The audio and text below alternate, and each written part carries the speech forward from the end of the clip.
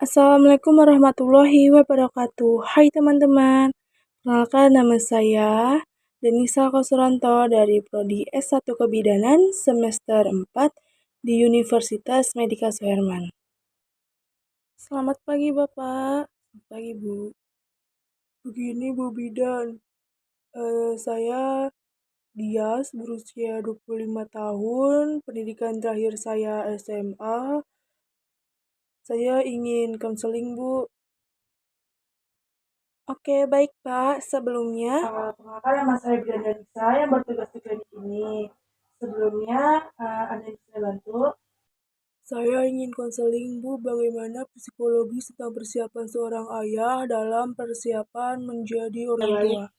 Nah, jadi, oh iya Ibu, Bapak di sini ingin ini ya Pak, berkonsultasi ya. Jadi, di sini saya akan menjelaskan ya Pak.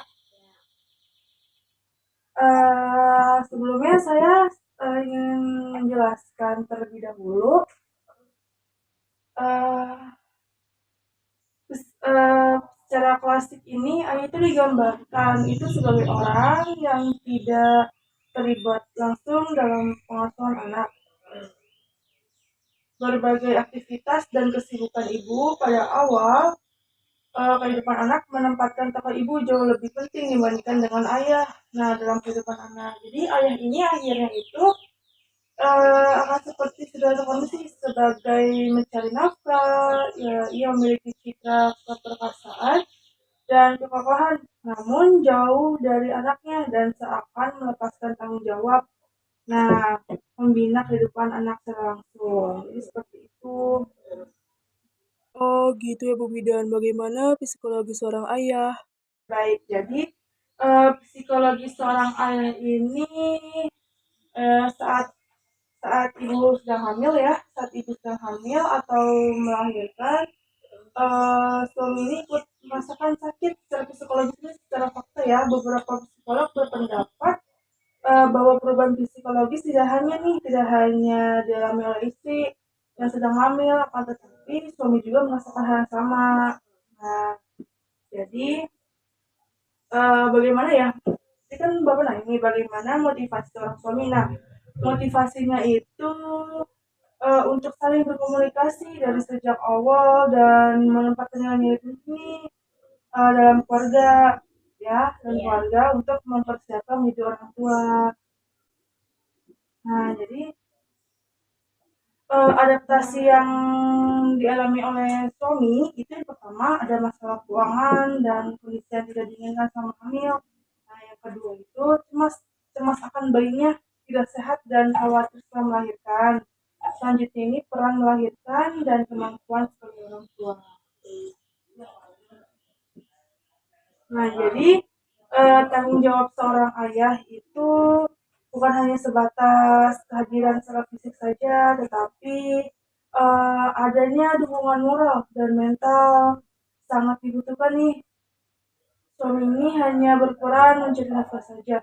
Padahal itu belum belum tentu cukup ya, belum cukup. Suami mestinya juga turut bertanggung jawab nih, bertanggung jawab atas beban yang dijalani oleh istrinya. Nah, karena jika tidak, suami serta janilah yang akan mempertanggungjawab akibatnya. Nah, jadi pada masa ini seorang suami ini tuh harus mengerti nih dan bersedia dan dengan berbagai tugas dengan istri. Nah, pekerjaan sehari-hari terus bisa dikerjakan sendiri oleh istri sebaiknya dengan ikhlas nih dibagi dengan suami saling membantu dan bekerja sama.